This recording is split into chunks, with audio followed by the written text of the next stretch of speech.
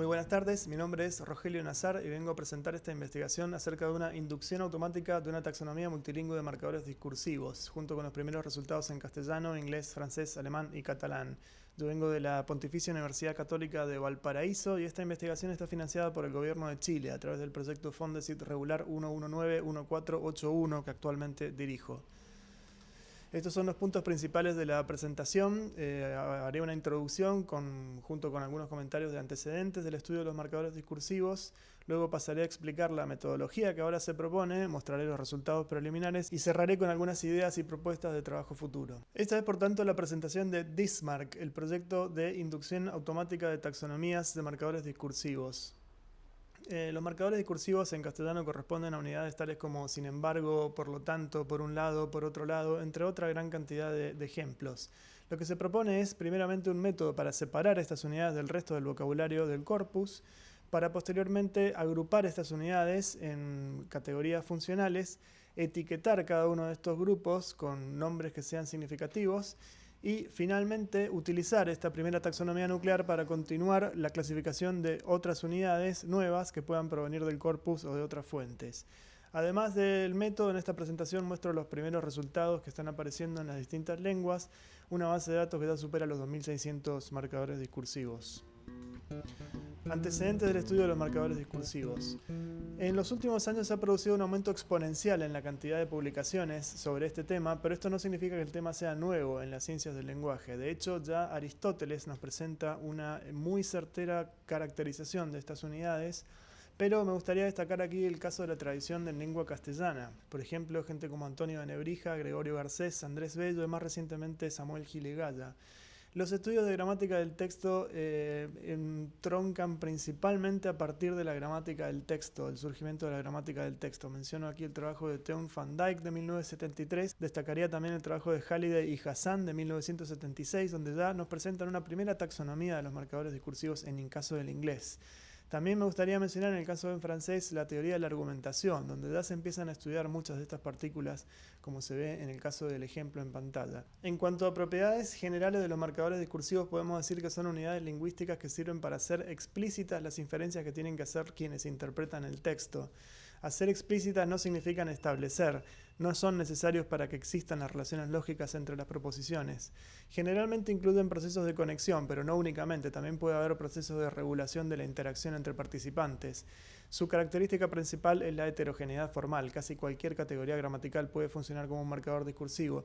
El único criterio que poseemos para caracterizarlo es probablemente su unidad funcional, ya que sirven para la interpretación, como decía, de las proposiciones. Algunas de las propiedades formales son que no aceptan flexión, son unidades lingüísticamente invariables, no tienen flexión de número, de género, no se pueden modificar, suelen ser parentéticos, es decir, que se escriben entre puntos o punto y coma o entre comas.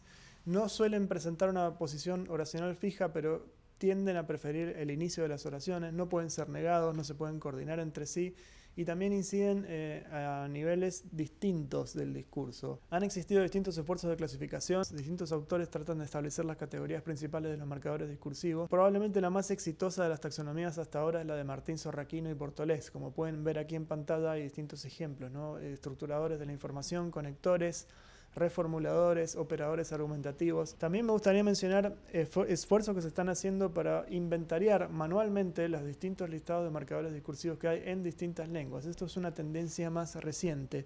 También en los últimos años se ha producido un esfuerzo para producir automáticamente clasificaciones de marcadores discursivos y los que menciono aquí en esta pantalla son los que más me interesan porque están utilizando una segunda lengua como una especie de espejo semántico para encontrar características de la lengua propia.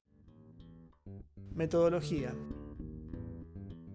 En primer lugar, entonces, el primer paso es la separación de los marcadores discursivos del resto del vocabulario. Para ello utilizamos una medida de información, un coeficiente de información. Definimos aquí cantidad de información como la capacidad que tiene una variable para predecir lo que va a ser el valor de otra variable. En el caso concreto estamos hablando de la cantidad de información de una palabra como la capacidad que tiene esa palabra de predecir la aparición de otra palabra. En el caso de las unidades léxicas, las unidades de contenido, decimos que la cantidad de información va a ser mayor que el caso de las palabras funcionales, donde esta capacidad de predecir la aparición de otra palabra no es posible. Vamos a ver algunos ejemplos. Este sería el caso de la palabra democracia. Si ustedes buscan en un corpus la palabra democracia, extraen unos 5.000 o 10.000 contextos de aparición y entonces ordenan todo el vocabulario que aparece junto con democracia, van a encontrar que hay otras palabras que aparecen con mucha frecuencia, como por ejemplo humanos, respeto, libertad, cooperación. Es decir, que hasta cierto punto la aparición de la palabra democracia permite predecir que van a venir otras palabras semánticamente relacionadas. Lo mismo pasa con otras palabras, como por ejemplo electricidad, que predice energía, consumo, suministro, petróleo, que predice energía, consumo, gases, etc. Tecnología, investigación, nuevos equipos, etc. Pero no pasa lo mismo con los marcadores discursivos.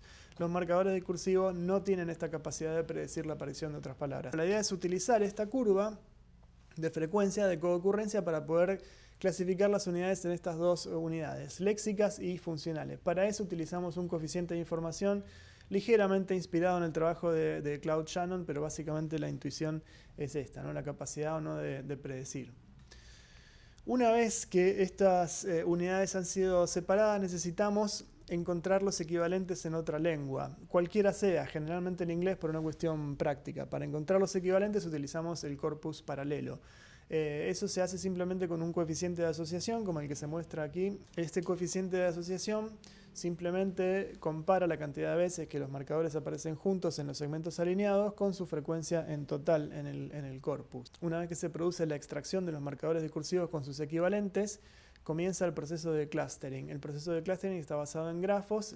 La medida de similitud que utiliza este algoritmo de clustering es su equivalente con otra lengua. Es decir, dos marcadores en castellano serán similares si comparten los mismos equivalentes en inglés.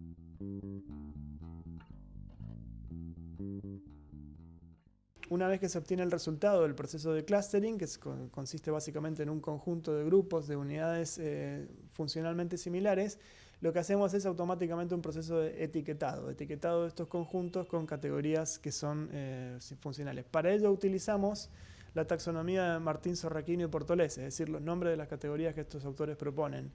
El mecanismo está basado en los ejemplos que proporcionan.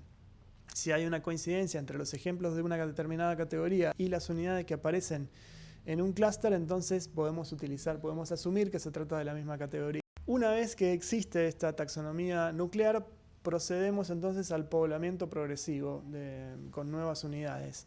Una unidad cualquiera, por ejemplo, un marcador discursivo, llamémosle C, va a ser o no un marcador discursivo en función del corpus paralelo. Es decir, buscamos en el corpus paralelo, vemos si está asociado con alguno de los marcadores que ya existen en la taxonomía, y si ese es el caso, entonces decimos que efectivamente es un marcador discursivo. Y por el mismo método también podemos asignarle una categoría, porque si los marcadores discursivos que aparecen en el corpus paralelo asociado con este marcador discursivo input corresponden a la categoría, por ejemplo, de conectores aditivos, entonces podemos asumir que este nuevo marcador discursivo será también un conector aditivo. Resultados preliminares. Hasta el momento tenemos en estas 5 lenguas que llevamos trabajando un total de 2.636 marcadores discursivos asignados en 70 categorías funcionales, pero estos datos van aumentando progresivamente en la medida que los vamos a ir alimentando. Por el momento es solamente la evaluación de esta taxonomía nuclear. Y en general tenemos muy buena precisión, 95% de media en todas las lenguas, excepto en alemán, donde la tasa de error es un poco más elevada. La precisión en el caso del alemán alcanza solamente un 84%. Estos son algunos ejemplos, el caso del clustering que corresponde a la categoría de conectores contraargumentativos. Para ofrecer un valor de referencia más en esta evaluación de los marcadores discursivos, hemos convocado a un grupo de estudiantes de la asignatura de gramática del texto, a los que pedimos que evaluaran un listado de unidades, un listado en el que mezclamos a propósito marcadores discursivos con unidades léxicas. Queríamos ver cuál es la capacidad de estos individuos de poder discriminar marcadores discursivos y comparar este desempeño con el del algoritmo. Como se puede ver, en general todos tienen una buena precisión, es decir, cuando dicen que algo es un marcador discursivo generalmente tienen razón, pero hay una diferencia en cobertura, es decir, los estudiantes fueron menos exhaustivos en entrevistas posteriores revelaron que era por un criterio conservador, es decir, solamente iban a seleccionar un marcador discursivo si estaban absolutamente seguros. Esta es la página web del proyecto, techlink.com/dismark. Aquí van a encontrar por un lado la documentación general del proyecto, por otro lado toda la base de datos de los marcadores conseguidos hasta ahora, y además una demo del clasificador que puede aceptar una lista de marcadores discursivos en las distintas lenguas del proyecto y decir si son o no son marcadores discursivos y asignarles también una categoría. Conclusiones. Algunas conclusiones para cerrar la presentación son las siguientes. Son pocos los intentos que se han realizado en el procesamiento del lenguaje natural para llevar a cabo esta tarea, y obviamente la gran ventaja del procesamiento del lenguaje natural con respecto a los enfoques cualitativos es la capacidad de conseguir un inventariado masivo de unidades, cosa que es muy costosa de hacer de otra manera. Con respecto a esta propuesta en particular, alguna de las ventajas es que es conceptual y computacionalmente simple, no requiere recursos externos, ni siquiera un etiquetador morfosintáctico, no requiere intervención humana, es muy fácil de reproducir en otras lenguas y tal como está en su estado actual ya ofrece algunas utilidades. Algunas de las líneas de trabajo futuros son las siguientes. En primer lugar, me gustaría continuar explorando variantes en la metodología. También hay que profundizar en la evaluación de los resultados en distintas lenguas. Hay que continuar con el poblamiento de la taxonomía nuclear con nuevas unidades. También me gustaría incorporar, como dije, lenguas nuevas. Ya estamos trabajando en portugués e italiano y más adelante me gustaría incluir también el suajili y el árabe, entre otras. Finalmente me gustaría destacar el tema de la polifuncionalidad de los marcadores discursivos, que es un ámbito de investigación muy interesante. Eso es todo, dejo aquí las referencias, también están las referencias en el artículo. Quedo a vuestra disposición para atender consultas, preguntas de todo tipo, ya sea por correo electrónico o por el medio que prefieran. Muchas gracias.